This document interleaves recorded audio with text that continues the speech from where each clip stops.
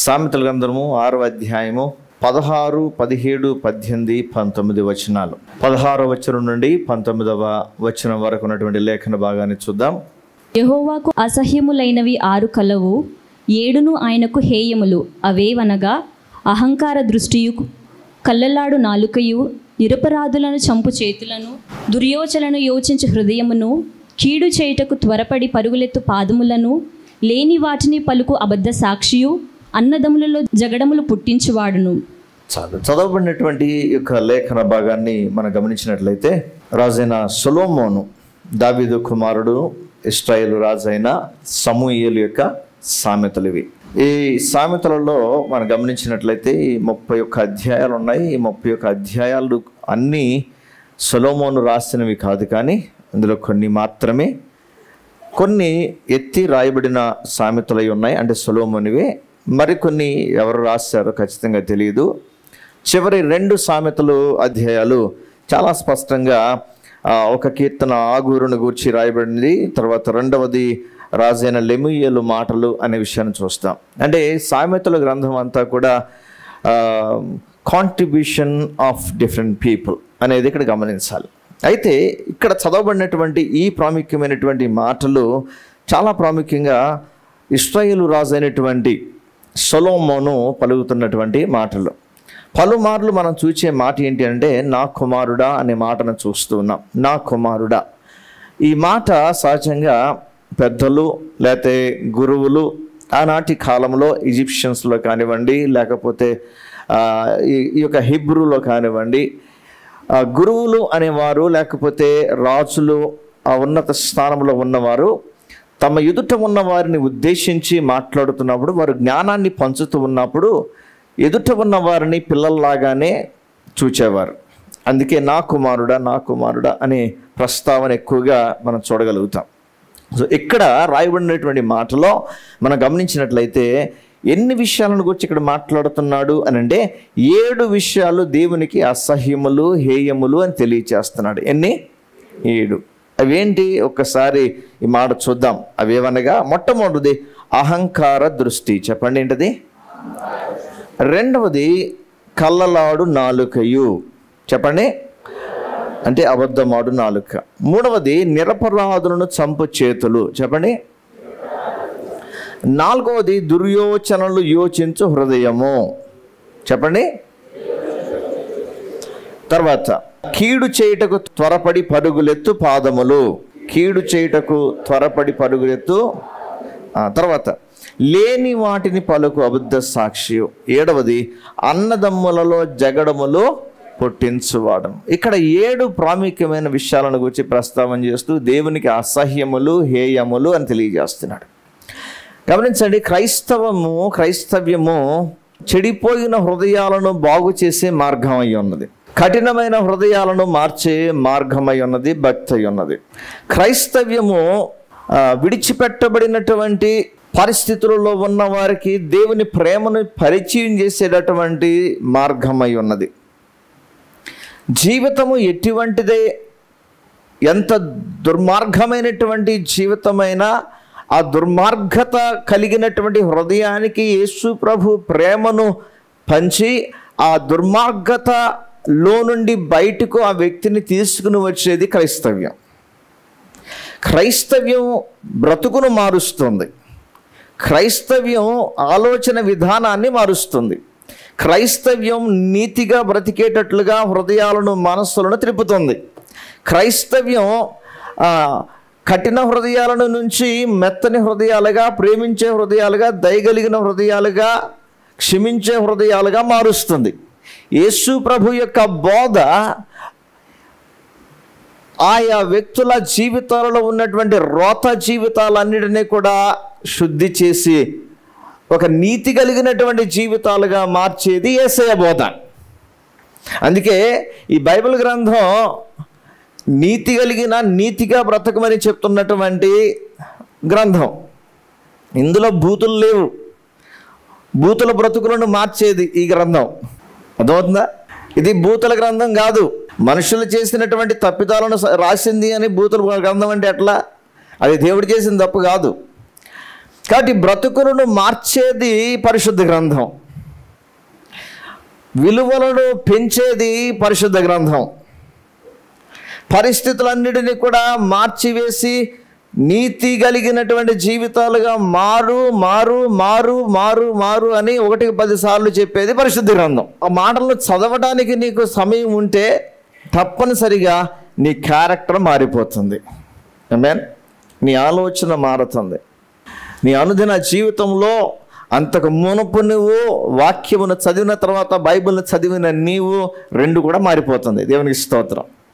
అందుకే దేవుని యొక్క వాక్యం మనం తప్పనిసరిగా చదవాలి.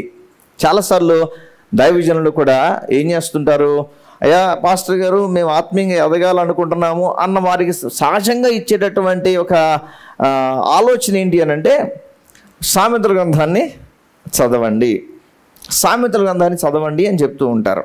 ఎందుకు సామెతల గ్రంథాన్ని చదవాలి? సామెతల గ్రంథం జీవితానికి అవసరమైనటువంటి ఆలోచనలు దయచేస్తుంది, జీవితానికి అవసరమైన ఆలోచనలు దయచేస్తుంది. అంటే ఒక తల్లి ఒక తండ్రి తన బిడ్డలతో ఎలా మాట్లాడతారో, ఎలా గద్దిస్తారో, ఒక ఆలోచన చెప్తారో, సరిచేయడానికి ఇష్టపడతారో అలా సరిచేసి ఆలోచననిచ్చి మన విలువలను ఎథిక్స్ని పెంచేది సామెతల గ్రంథం. అందుకే చాలాసార్లు దైవజనులు చెప్పేది ఏంటి అని అంటే, సామెతల గ్రంథాన్ని చదవండి, సామెతల గ్రంథాన్ని చదవండి అని. ఈ స్థలంలో ఉన్నటువంటి ప్రతి ఒక్కరిని దైవజనుడికి నేను ప్రోత్సహించేది ఏంటి అని అంటే, సామెతల గ్రంథాన్ని చదవండి. సామెతల గ్రంథాన్ని ఏ వ్యక్తి అయితే ఎక్కువగా చదువుతారో ఆ వ్యక్తుల యొక్క క్యారెక్టర్ మారిపోతుంది. ఆమేన్. క్యారెక్టర్ మారిపోతుంది. ఇక్కడ రాయబడినటువంటి మాటలో క్యారెక్టర్ను మార్చేవా కాదా? ఇప్పుడు చదివినటువంటి 17, 18, 19 వచనాల్లో 7 విషయాలు ప్రస్తావన చేశాడు. దేవునికి ఇష్టం లేనివి అని. దేవునికి ఇష్టము లేనివి ఎవరు చేయరు? దేవుడంటే ఇష్టం ఉన్నవారు, దేవుడంటే ఇష్టం ఉన్నవారు ఈ 7ంటికి దూరంగా ఉండడానికి ఇష్టపడతారు. అయితే ఈ 7 శోధించవా అంటే 7 శోధిస్తావు. కానీ శోధింపబడుతున్న ఆ సమయంలో కూడా దేవుడంటే ఇష్టం కలిగిన వారు, దేవునికి అసహ్యమైనవి నాకు కూడా అసహ్యంగా నేను భావించాలి అని తీర్మానించుకున్న వారు ఏం చేస్తారు అని అంటే, ఈ శోధనలు ఎదురైనప్పటికీ కూడా వీటిని జయిస్తూ ముందుకు వెళతారు.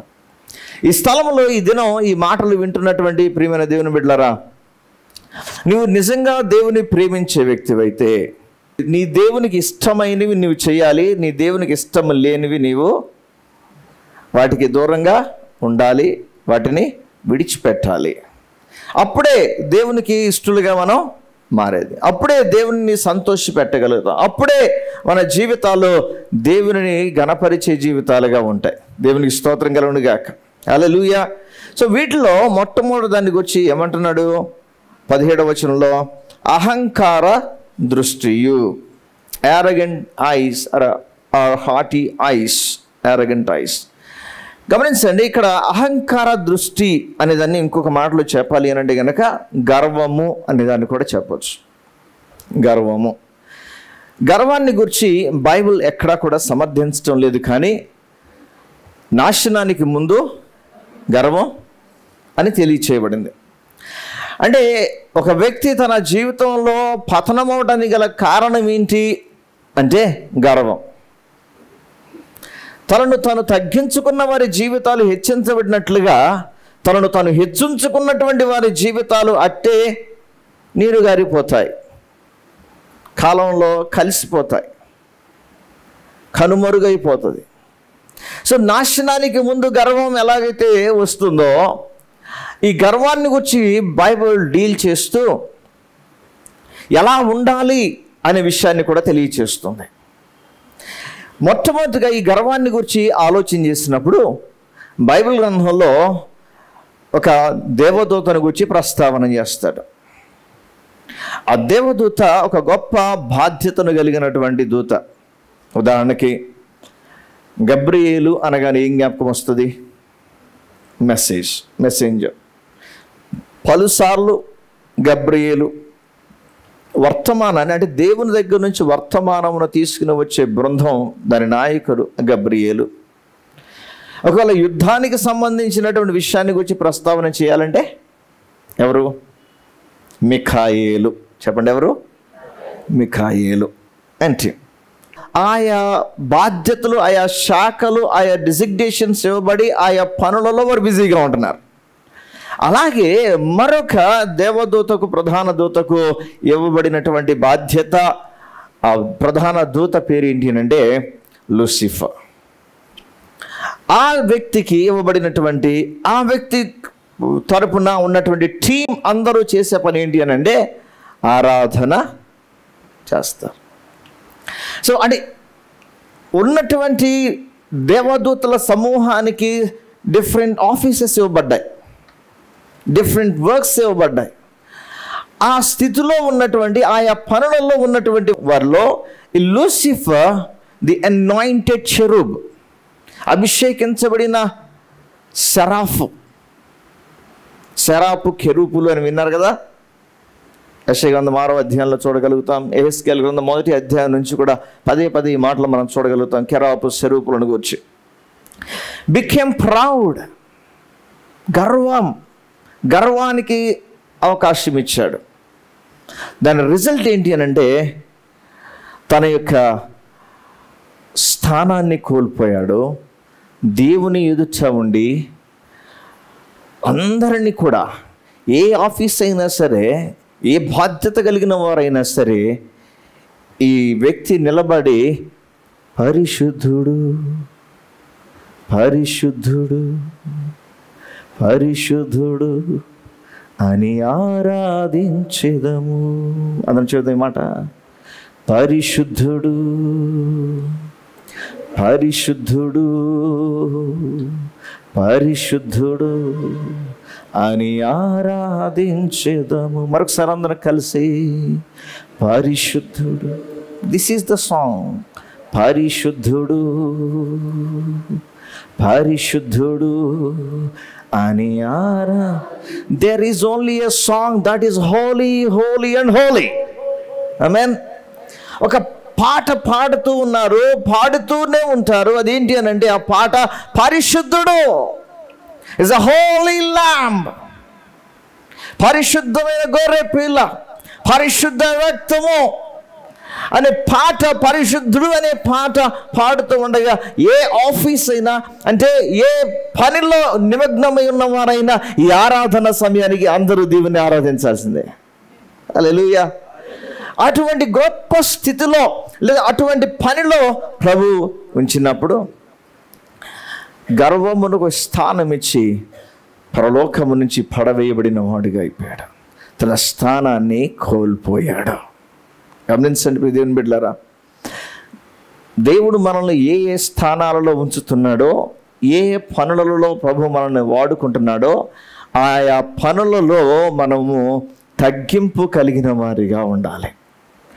దేవుడు మనకు అప్పగించినటువంటి పని లేకపోతే బాధ్యత, పాట పాడటం కావచ్చు, లేకపోతే వాయిద్యం వాయించడం కావచ్చు, లేకపోతే మీడియా డిపార్ట్మెంట్ కావచ్చు, సౌండ్ డిపార్ట్మెంట్ కావచ్చు, లేకపోతే హెల్పింగ్ డిపార్ట్మెంట్ కావచ్చు, ఎవరైనా సరే తెలుసుకోవాల్సింది ఏంటి అని అంటే దేవుడు అయోగ్యురాలనైన నన్ను ప్రేమించి నాకు ఈ అవకాశం ఇచ్చాడు.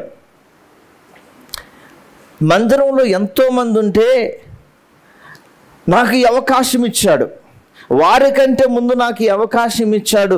కాబట్టి నేను జాగ్రత్తగా అవకాశాన్ని ఉపయోగించుకోవాలి, జాగ్రత్తగా అవకాశాన్ని నేను వాడుకోవాలి. అవకాశాన్ని బట్టి నేను గర్వించకూడదు, ఆ సామర్థ్యాన్ని బట్టి నేను గర్వించకూడదు, ఆ తలాంతును బట్టి నేను గర్వించకూడదు. రమేష్ గారు ఉన్నారు, దేవుడు వారికి చక్కటి జ్ఞానాన్ని ఇచ్చాడు కీబోర్డ్ని ప్లే చేయడానికి. ఇప్పుడు ఆయన చేయాల్సిన పని ఏంటి? ప్రభు ఇచ్చినటువంటి ఆ తలాంతులో ఇంకా ఎలాగ వృద్ధి చెందాలో, ఇంకా ఎలా నేను దేవుని పనిలో దేవుడు నాకు ఇచ్చిన సామర్థ్యాన్ని, నాకు ఇచ్చినటువంటి ఆ జ్ఞానాన్ని, వాయిద్యాన్ని ఇంకా ఎలా శ్రేష్టమైన రీతిలో నేను వాయించాలో అనే ఆలోచన, ఆ ద్వారాన్ని కలిగి ఇంకా దేవునికి తనను అప్పగించుకుంటూ, తన చేతులను దేవునికి అప్పగించుకుంటూ తన మనస్సును దేవునికి అప్పగించుకుంటూ ఉన్నప్పుడు ఏమవుతుంది అంటే ఆ తలాంతు ఇంకా వృద్ధి చెందుతుంది. వృద్ధి చెందుతున్న కొలది దేవుని యొక్క హస్తముల క్రిందకు రాగలిగితే ఇంకనూ వాడబడడానికి దేవుడు ద్వారాలు తెరుస్తాడు. ఆమేన్. చక్కగా ఆరాధన నడిపిస్తూ ఉన్నారు మందిరంలో. కొందరు రాజు కానీ పాడుతున్న వారి మీద చాలామంది ఉన్నారు. గమనించండి, ఎవరైనా ఓ 10 మంది వచ్చి సూపర్ అన్నారంటే కాళ్ళు వెనక్కి ఎగరేయద్దు, కాళ్ళు వెనక్కి ఎగరేయద్దు. చాలా నైపుణ్యంగా అపవాది నీలో గర్వాన్ని ప్రవేశపెట్టడానికి సిద్ధంగా ఉంటాడు. చాలా జాగ్రత్త పడాలి. ఒక్క 10 మంది నీ దగ్గరకు వచ్చి సూపర్ అని అన్నారు అని అంటే వెంటనే నువ్వు నీ మనస్సులో తగ్గింపు అనే వస్త్రమును ధరించు. దీన మనస్సు అనే వస్త్రాన్ని ధరించుకో. దావీదు అన్నట్లుగా నీ హృదయంతో నువ్వు చెప్పాల్సిన మాట, ఏ పాటి వాడను నేను, ఈ సామర్థ్యం ఇచ్చింది ఆయన, ఈ స్వరం ఇచ్చింది ఆయన, ఈ మెళకు ఇచ్చింది ఆయన, ఆమేన్, ఈ కృపనిచ్చింది ఆయన, ఈ ధన్యతనిచ్చింది ఆయన, ఈ శ్రేష్టతనిచ్చింది ఆయన అనే మనస్సు ఎప్పుడైతే, ఆ దీనమనే మనస్సు ఎప్పుడైతే నువ్వు ధరించుకుని నిన్ను పొగుడుతూ ఉన్నప్పుడు, నువ్వెప్పుడైతే దేవుని హస్తముల క్రిందకు రావటానికి నువ్వు ఇష్టపడతావో అప్పుడు నీవు భద్రము చేయబడతావు, అప్పుడు నువ్వు జాగ్రత్తగా ఉండగలుగుతావు, అప్పుడు దేవుని నువ్వు సంతోషపెట్టేటటువంటి ఆత్మీయ జీవితాన్ని కలిగి ఉంటావు. గమనించండి, పరిచర్యలో వాడబడుతున్న ప్రతి ఒక్కరికి మాట తెలియచేస్తున్నాను. క్వైర్ కావచ్చు, మ్యూజిషియన్స్ కావచ్చు, వెనుకున్నటువంటి టీం కావచ్చు, అయితే నిలబడి అందరినీ చక్కగా వరుసలో చక్కగా కూర్చోబెడుతున్నటువంటి వారైనా కావచ్చు, అందరికీ ప్రేమతో నేను తెలియచేసే మాట, దేవుడు నీకు ఇచ్చినటువంటి ఈ ధన్యతను కోల్పోవద్దు, ఆ సీట్ని కోల్పోవద్దు. వెళితే ఇంకొక స్థాయిలోనికే వెళ్ళాలి, కానీ పరిచర్యలో నీవు వాడబడడానికి ఉన్న దానిని కూడా పోగొట్టుకునే స్థితిలోనికి ఎప్పుడు వెళ్ళొద్దు. ఉన్న స్థితిని, ఇచ్చిన ఆధిక్యతను, ఇచ్చిన అవకాశాలను చేజేతులా పోగొట్టుకోవద్దు. నీ తొందరపాటు లేకపోతే ఆలోచన, గర్వం నిన్ను నీ స్థానాన్ని, దేవుడు నీకు ఇచ్చిన స్థానాన్ని నువ్వు కోల్పోయేటట్లుగా చేస్తుంది. ఒక్కసారి దేవుడు పక్కన విసిరేశాడంటే, వదిలిపెట్టాడంటే ఇంకా మరలా పైకి లేవడం వల్ల కానీ కాదు. ఎవడు పైకి లేపలేడు, ఇంకా ఎవడు పైకి లేపలేడు, ఇంకా ఎవరు సాధ్యం కాదు. ఇంకా ఈరోజుకి ఒక దైవజనుడిని బట్టి నాకు గౌరవం ఉన్నది, కానీ ఆ దైవజనుడిని చూచినప్పుడు నేడు యావత్ తెలుగు రాష్ట్రాలలో ఒక కామెడీగా మిగిలిపోయినటువంటి దైవజనుడు. But I have a respect. ఏ రోజు నేను తక్కువగా ఆయన చూడను. ఒకప్పుడు బలమైన సాధనంగా వాడబడ్డాడు. ఆయన వాడబడినట్లుగా మరొకరు వాడబడినటువంటి స్థితి లేదు ఒకప్పుడు. Doctor K.A.. పాల్, గమనించండి. కానీ తన జీవితంలో ఏ పరిస్థితులు ఎదురయ్యాయో ఆ పరిస్థితుల్లో ఓడిపోయిన వాడిగా ఆ స్థితిని కోల్పోయాడు. నాయకులు సైతం వచ్చి చేతులు కట్టుకున్నటువంటి ఆ స్థితి ఈరోజు లేదు. గమనించండి, మన జీవితాలలో ఏది ఉన్నదో దానిని బట్టి దేవుని స్తుతించాలి. ఆ ఉన్నది పోగొట్టుకోవడానికి నీ జీవితంలో గర్వానికి, అహంకారానికి తావు ఇవ్వద్దు. దేవుని బిడ్డలారా, మళ్ళీ చెప్తున్నాను, వాడబడుతున్న క్వైర్ దగ్గర నుంచి అన్ని డిపార్ట్మెంట్స్ వారికి చెప్పే మాట ఇదే. సహకరిస్తున్న ప్రతి వారికి చెప్పే మాట ఇదే.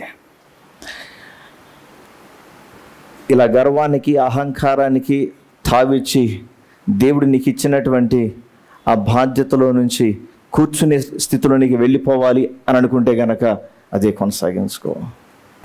ఇంకా దేవుని చేతిలో నలగడానికి ఇష్టపడితే, ఇంకా దేవుని సన్నిధిలో తగ్గింపు కలిగిన హృదయంతో నువ్వు రాగలిగితే, తగ్గింపు కలిగిన మనస్సుతో నువ్వు రాగలిగితే, తగ్గింపు కలిగిన వారిని దేవుడు దీవిస్తాడు. ఆమేన్. తగ్గింపు కలిగిన వారిని దేవుడు దీవిస్తాడు. బైబిల్ గ్రంథంలో మరొక సందర్భం కూడా వ్రాయబడింది. లూకాసు వార్త 18వ అధ్యాయము 10వ వచనం నుండి 14వ వచనం వరకు ఇద్దరు వ్యక్తులకు వచ్చినటువంటి ప్రస్తావన చేయబడింది.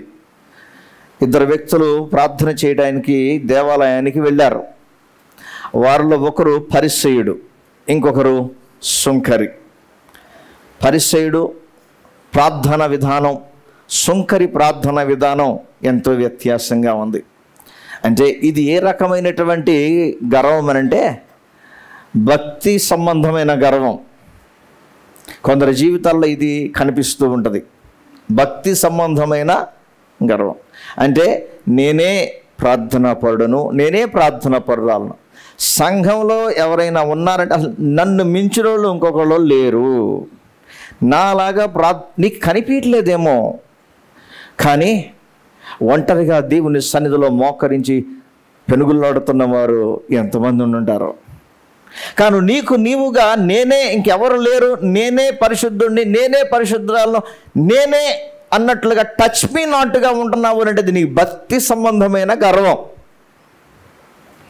దేవునికి ఆ కృపనిచ్చాడు ప్రార్థించడానికి, లేదా విజ్ఞాపన చేయడానికి, దాన్ని బట్టి దేవుని స్తుతించు. అంతేకాని ఇక నన్ను మించినోడు ఎవరు లేడు, అందరికంటే తోపు నేనే అన్నట్లుగా బిహేవ్ చేయొద్దు. నీకు తెలీదు ఉన్నటువంటి వారిలో దేవునితో వారు కలిగి ఉన్నటువంటి సంబంధం నీకు బయటకు కనిపించలేదు కాబట్టి భక్తి లేదనుకోవద్దు.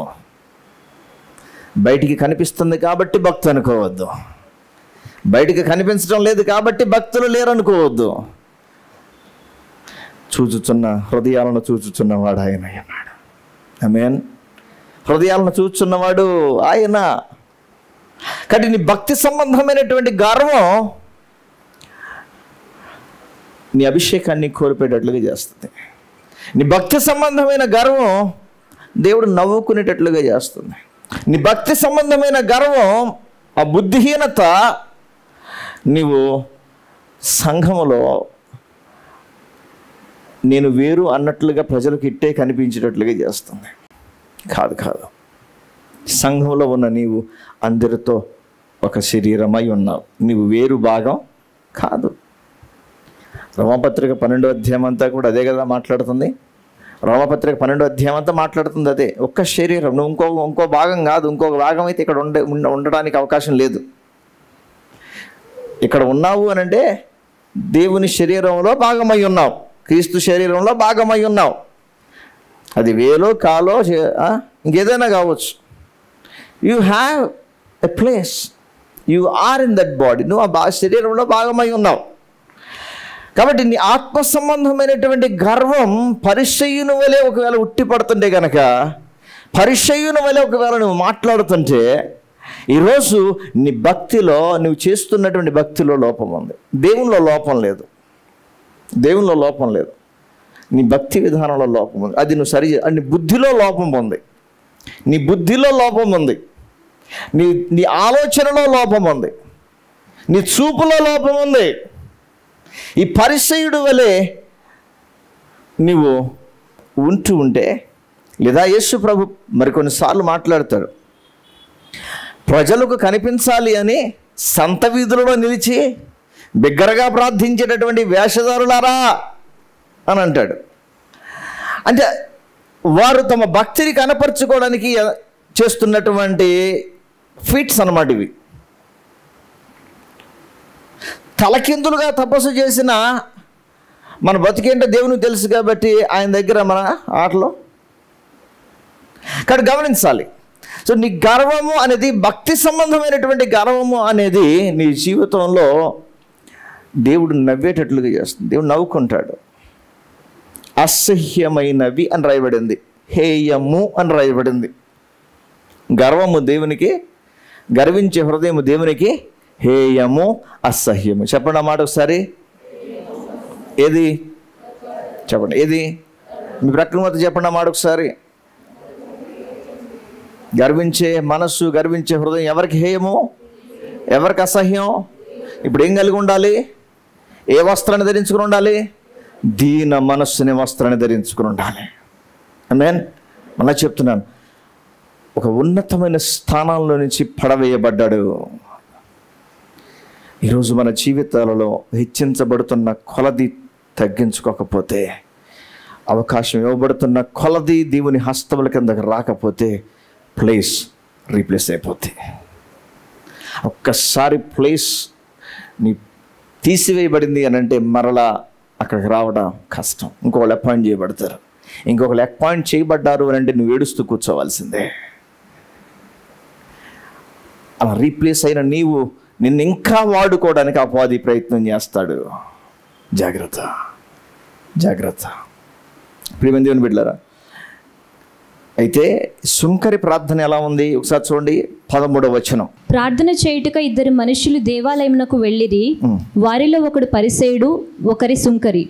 పరిసయుడు నిలువబడి, దేవా, నేను చోరులను, అన్యాయస్తులను, వ్యభిచారులనైనా ఇతర మనుష్యుల వలనైనను ఈ సుంకరి వలనైనను ఉండనందున నీకు కృతజ్ఞతాస్తుతులు చెల్లించుచున్నాను. నీ ప్రార్థన ఏదో నువ్వు చేసుకోవచ్చుగా, అవునా? నీ ప్రార్థన ఏదో నువ్వు చేసుకోవచ్చుగా. ఇక్కడ పరిసయుడు ఏం ప్రార్థన చేస్తున్నాడు? నేను చోరులను, అన్యాయస్తులను, వ్యభిచారులైన ఇతర మనుష్యుల వలనైనా. నీ భక్తి అయితే నువ్వు చేసుకో. నిన్ను చూసి వాళ్ళని తక్కువ చేస్తూ నువ్వేదో దేవుని దగ్గర పెద్దగా కనపరుచుకోవాలనుకుంటే నీ యాక్షన్ను బట్టి ఆయన రెస్పాండ్ అయ్యి వావ్ అనే దేవుడు కాదుగా. సో నీ భక్తి ఏదో నువ్వు కలిగి ఉండవు, నీ భక్తి ఏదో నువ్వు కలిగి ఉండవు. ఈ సుంకరి వలనైనను సంగతి ఎందుకు? ఇప్పుడు నీ ప్రార్థన ఏదో నువ్వు చేసుకుంటున్నావు, నువ్వు అలా లేవు, దేవునికి స్తోత్రం. అలా మార్చాడు, దేవునికి స్తోత్రం. నీ మనసు మారింది, దేవునికి స్తోత్రం. నీ భక్తి నీ విధానం మారింది, దేవునికి స్తోత్రం. ఇప్పుడు పక్కన ఉన్నటువంటి ఈ వ్యక్తిని ఎత్తి పొడుస్తూ, పక్కన ఉన్నటువంటి ఈ వ్యక్తిని గిల్లుతూ, ఇదే రకమైన భక్తి. నువ్వు దేవుని మందిరానికి వచ్చింది దేవుని ఆరాధించడానికా, లేకపోతే పక్కన వాళ్ళతో కంపేర్ చేసుకుంటూ వాళ్ళని గుణపాలలాగా పోవడంకా? నువ్వు ఆరాధనకు వచ్చింది దేవుని స్తుతించడానికా, లేకపోతే సంఘంలో ఉన్నటువంటి మరొక వ్యక్తిని వేలెత్తి చూపించడానికి, హేళన చేయడానికి, గేలి చేయడానికి? అలా చేస్తే నీ విలువ ఏమైనా పెరిగిద్ది అన్నట్లుగా ఏమన్నా అనుకుంటున్నావేమో. నువ్వు మందిరానికి వచ్చేది, రావాల్సింది కేవలం దేవుని ఆరాధించడానికి. నువ్వు మందిరానికి రావాల్సింది ఒకే ఒక కారణం. ఆ కారణం కాకుండా ఇంకో కారణం ఉంది అని అంటే రావాల్సిన అవసరం లేదు. అవసరం లేదు అంటే ఇది నీకు సూటబుల్ ప్లేస్ కాదు. ఎవరైనా మందిరానికి రావచ్చు. మళ్ళీ చెప్తున్నా, ఎవరైనా మందిరానికి రావచ్చు. వచ్చినటువంటి నీవు చేయాల్సిన పని ఒకటే. ఇక్కడ ఉన్న ఎజెండా ఒకటే, అది దేవుణ్ణి ఆరాధించడం. 2-3 ఎక్కడైతే ఉంటారో చెప్పండి, 2-3 ఎక్కడైతే ఉంటారో అక్కడ నేను ఉంటాను అన్నాడు అంటే ఆయన ఇక్కడ ఉన్నాడు అంటే నీ ప్రక్కనే ఉన్నాడు, లేకపోతే నీ తోటి సహోదరు దగ్గర నుంచి కదులుతున్నాడేమో. ఆయన సంచరిస్తున్నాడు ఈ స్థలంలో. ఆయన సంచరిస్తున్నటువంటి ఆ స్థలంలో ఈ ఆలోచన ఏంటి? ఆయన సంచరిస్తున్నటువంటి ఆ స్థలంలో, ప్రభువా ఈ స్థలంలో సంచరిస్తున్నందుకు నన్ను దాటిపోవద్దని నీ బతుకును కూర్చుని నువ్వేదో మాట్లాడుకో దేవునితో. ఆయన ఏమై ఉన్నాడో మాట్లాడుకో, ఆయన ఏమై ఉన్నాడో ఆరాధన చేయి. అది ప్రక్కన పెట్టి ఏలెత్తి చూపిస్తా, గిల్లుతా, గీచుతా, హృదయానికి నొప్పిని కలుగు చేస్తా, హృదయాన్ని గాయపరుస్తా, ఇంకా నీ చేతులు ప్రభు వైపుకి ఎత్తితే ప్రభు అంటాడు, అర్జెంటుగా చేతులు దింపు, చూడలేకపోతున్నాను అని అంటున్నా. చూడలేకపోతున్నాను, అసలు చచ్చిపోతున్నాను అంటాడు. ఆల్రెడీ రోజు సిలువేసేస్తున్నాడు అన్నాం. అప్పుడేదో వాళ్ళు వేశారు ఒకసారి. గమనించండి, ఈ సుంకరి వలెనైనను ఎందుకు కాదు, అసలు ఆలోచన రాకూడదు. అండి, హాస్పిటల్లో ఆరోగ్యవంతులు ఉంటారా, రోగగ్రస్తులు ఉంటారా? ఎవరుంటారు? ఇది ఆత్మ సంబంధమైన హాస్పిటల్. ఇది ఆత్మ సంబంధమైన హాస్పిటల్. ఇక్కడ అన్ని రకాల తెగల ఉంటారు, అన్ని రకాల మనస్తత్వాలు ఉంటారు, ఇక్కడ అన్ని రకాల పరిస్థితులలో ఉంటారు. నువ్వు బాగున్నావు కాబట్టి మాస్క్ పెట్టుకుని జాగ్రత్తగా ఉండు. ఎందుకు? ఆ వైరస్ అంటకుండా నువ్వు జాగ్రత్తగా ఉండు. అట్లని వారి దగ్గరికి వెళ్ళి పరామర్శించకుండా ఉంటారా? వెళ్తాం కదా, హాస్పిటల్కి వెళ్తాం, పరామర్శిస్తాం, అవునా? అంతకుముందు మాస్క్ పెట్టుకుంటే ఏదో కొత్తగా చూసేవాళ్ళు, అసలు పెట్టుకున్న సందర్భాలు లేవు. ఇప్పుడు వాడకపోతే ఖచ్చితంగా ఇప్పుడు ఏం చేస్తాం, ఇప్పుడు హాస్పిటల్కి వెళ్తున్నాం అంటే టక్మని మాస్క్ పెట్టి వెళ్తాం. అంటే ఆ వ్యక్తిని వదులుకోవడం లేదు, ఆ వ్యక్తి పట్ల మనకు ప్రేమ ఉంది, ఆ వ్యక్తి పట్ల మంచి హృదయాన్ని కలిగి ఉన్నాం, బాగుపడాలి, స్వస్థపడాలి అని. మరి అదే ఆత్మ సంబంధమైన మనస్సు ఇక్కడెందుకు ఉండడం లేదు? ఇక్కడెందుకు గెచ్చటాలు, ఇక్కడెందుకు గెలటాలు, ఇక్కడెందుకు? అంటే church is a place where all kind of mentalities, hurts కలిగిన వారు ఉంటారు. ఇప్పుడు నువ్వు దేవుని కృపను బట్టి ప్రభు ముందుగా నీతో మాట్లాడాడు, నువ్వు పరిశుద్ధతలోనికి వచ్చావు, బాప్తిజం పొందావు, ప్రైజ్ గాడ్, ప్రైజ్ గాడ్. అయితే నీ ప్రక్కన ఉన్నటువంటి వారిని ఈ పరిసయ్యుడి వలె ఈ సుంకరి వలెనైనను అనే మాట రానియొద్దు. ఈ సుంకరి వలెనైన మాట రానియొద్దు. ఈ తొందరపడి మాట్లాడే రానియొద్దు. గమనించండి, నువ్వు దేవుని మందిరానికి వస్తుంది, రావాల్సింది ఎందుకండి చెప్పండి? దేవుణ్ణి ఆరాధించడానికే, కానీ ఇంకొకరితో పోల్చుకోవడానికి కానీ, ఇంకొకరితో నువ్వు పోల్చుకుని నీ భక్తిని ఏదో కనపరుచుకుంటే దేవుడు ఏదో సంతోషిస్తాడు అనుకోవద్దు. ఎవరి భక్తి ఏంటో ఆయనకి తెలుసు. నా భక్తి ఏంటో తెలుసు, నీ భక్తి ఏంటో ఆయనకి తెలుసు. నా హృదయం ఎలా ఉందో తెలుసు, నీ హృదయం ఎలా ఉందో తెలుసు. పైకి కనిపించినంత గంభీరత, బయటికి కనిపించినంత ఆత్మీయత నాలో ఉందో లేదో దేవునికి తెలుసు. కూర్చున్నామని నీలో అసలే లేదు అనుకోవడం అది నా బుద్ధిహీనత అవుతుంది. గమనించాలి. అంటే దేవునికి ఇష్టము లేనటువంటి ఈ చర్య, దేవునికి ఇష్టము లేనటువంటి ఈ హృదయాన్ని, ఈ గర్వము అనే ఆలోచనలు మనం కలిగి ఉండడాన్ని బట్టి మన జీవితంలో మనము దేవునితో సహవాసాన్ని దూరం చేసుకుంటున్నాం. మెల్లగా కనిపించడం లేదు. మెల్లగా చెప్పండి అన్నమాట. ఎట్లా కనిపించడం లేదు, మెల్లగా గ్యాప్ వస్తుంది. మెల్లగా గ్యాప్ వస్తుంది. అది నీకు కనిపించడం లేదు, అర్థం కూడా కావడం లేదు. ఆ గ్యాప్ వస్తుంది అన్న సంగతి కూడా నీకు తెలియటం లేదు. గ్యాప్ మెల్లగా వెళ్ళిపోతుంది. నువ్వు కళ్ళు తెరిచి నువ్వు అర్థం చేసుకునే సమయానికి ఆ ఫెలోషిపే మొత్తం కట్ చేయబడింది. నువ్వు అర్థం చేసుకుని అరే ఎక్కడున్నాను అనుకునే లోపే మొత్తం నీ యొక్క సహవాసం అంతా కూడా కట్ అయిపోతుంది. ఈరోజు ప్రభు నీతో మాట్లాడుతున్న మాట, నాకు అసహ్యమైనది నీలో నుంచి తీసివేసుకుని నాకు దగ్గరగా రా అని చెప్పడానికి ప్రభు ఇష్టపడుతూ ఉన్నాడు. ఆమేన్. మళ్ళీ చెప్తున్నా, జాగ్రత్త వినండి. ఇప్పుడు నేను చెప్పే మాట జాగ్రత్త వినండి. 1కి 4 సార్లు అవకాశం ఇచ్చే దేవుడు, 1కి 10 సార్లు మాట్లాడే దేవుడు. నమ్మితే ఆమేన్ చెప్పండి. యోనా ప్రవక్త. ఎవరండి యోనా? ప్రవక్త తప్పు చేస్తేనే తీసారా ఈయన అనలేదు, ఇంకోటి పెట్టుకోండి అనలా. అక్కడ ఆయన గ్రేస్ కనిపిస్తుంది. అందుకే 3వ అధ్యాయం 1వ వచనంలో 2వ మారు యెహోవా వాక్కు ప్రత్యక్షమై అని ఉంటుంది. అవునా? మరలా 4వ అధ్యాయం 6వ వచనం తర్వాత 9వ వచనంలో కూడా మరలా ప్రభు యోనాతో మాట్లాడతాడు. అంటే తప్పు చేశాడు అని విడిచిపెట్టలేదు, మాట్లాడుతూ మరలా నిలబెట్టడానికి ఆయన సహాయం చేస్తున్నాడు, కృప చూపిస్తున్నాడు. ఆమేన్. హల్లెలూయా. అదే ప్రిన్సిపల్ని సంఘంలో పాటించాల్సి ఉంటుంది. అదే ప్రిన్సిపల్ని సంఘంలో మార్చేది ఎవరు? దేవుడు. మాట్లాడేది ఎవరు? అవకాశాలు ఇచ్చేది ఎవరు? ఆయన. అవకాశాలను అవసరమైతే కట్ చేసి కూర్చోబెట్టేది ఎవరు? ఆయనే. నువ్వు వేచి ఉండండి. ఏం చేయాలి? వేచి ఉండాలి. There is a pride of intellect. గర్వాల్లో రకాలు. అంటే అందరికంటే నాకే ఎక్కువ తెలుసు. నిజమే, అన్ని రంగాల్లో కాదుగా. నీవున్న రంగంలో నువ్వు అన్నీ తెలిసేమో, ఇంకొక రంగంలో నీకు జీరో నాలెడ్జ్. కాబట్టి ప్రైడ్ ఆఫ్ ఇంటలెక్ట్ అనేది గురించి కూడా జాగ్రత్త పడాలి. Pride of intellect. ఒక్క విషయం గమనించాలి. నేను ఈ కోణంలో, ఈ డైమెన్షన్లో నాకు ఎక్కువ జ్ఞానం ఇచ్చాడు దేవుడు. All subjects all in one, మీకు తెలిసే ఉంటుంది కదా, ఆల్ ఇన్ వన్. ఎంత పెద్ద పుస్తకం వచ్చేది. ఆ టైప్లో నేను ఆల్ ఇన్ వన్ అనుకోవద్దు. Your physics, your chemistry, your maths, your biology, your zoology, ఇంకోటి. Okay, so be careful in this area.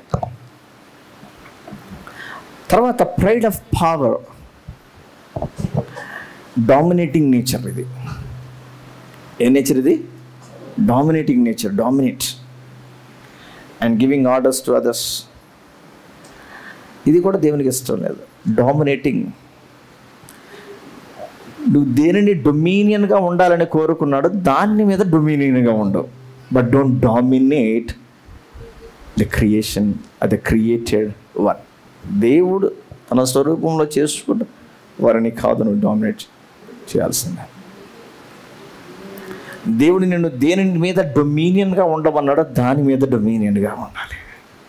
దానిని సంపాదించుకోవాలి. దాని మీద డొమినియన్గా నేను మార్చబడాలి అని ఆశ ఉండాలి. ఆమేన్. ఇంకో రకమైన ప్రైడ్ ఉంది. There is a pride of nation. ఈ ప్రైడ్ ఆఫ్ నేషన్లో ఫాల్స్ ప్రైడ్ కూడా ఉంది. ఈ ఫాల్స్ ప్రైడ్ నేటి దినాలలో కొన్ని సంవత్సరాలుగా దేశాన్ని, వ్యక్తులను, భుజం మీద చేతులు వేసుకుని వెళుతున్నటువంటి వారిని సైతము విభజించినటువంటి ఫాల్స్ ప్రైడ్ దేశంలో ఉంది. సంఘాలలో కూడా ఈ ఫాల్స్ ప్రైడ్ ఉంటుంది. కులాన్ని బట్టి మారిన తర్వాత కూడా ఇంకా అదే చూపించే, అదే ఆలోచన ధోరణి కలిగి ఉంటే దిస్ ఎ ఫాల్స్ ప్రైడ్. గమనించాలి. తర్వాత స్పిరిచువల్ ప్రైడ్ని గురించి నేను ఇందాక మాట్లాడాను. ఇలా అనేక రకాలైనటువంటి గర్వాలను గురించి మనం చూడగలుగుతాం. యాకోబు పత్రిక 4వ అధ్యాయం 6వ వచనం, అందుచేత దేవుడు అహంకారులను ఎదిరించి దీనులకు కృప అనుగ్రహించును అని లేఖనము చెప్పుచున్నది. ఆమేన్. ఇప్పుడు కృప కావాలి అని అంటే దీనుడిగా ఉండు.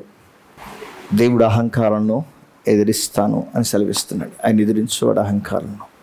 ఈరోజు దేవుని యొక్క హస్తవ క్రిందకు, అకృప క్రిందకు రా. దేవునికి ఇష్టం లేని ఈ గర్వం, ఈ పరిచయని మనస్తత్వం, వీటిని విడిచిపెట్టుకో. అదేవిధంగా మరొక రిఫరెన్స్ రాసుకోండి. మత్తయి సువార్త 13వ అధ్యాయం అంతా చదవండి. ఎంతో చక్కటి ఆలోచనలు అక్కడ రాస్తాడు. జీవితాలు ఎలా ఉన్నాయి అనే వాటిని గురించి. మత్తయి సువార్త 23వ అధ్యాయం కూడా రాసుకోండి.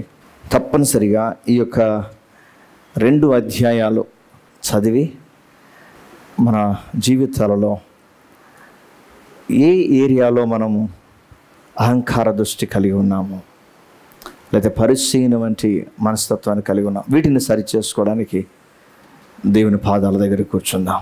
దేవుడి మాటలు దీవించునుగాక.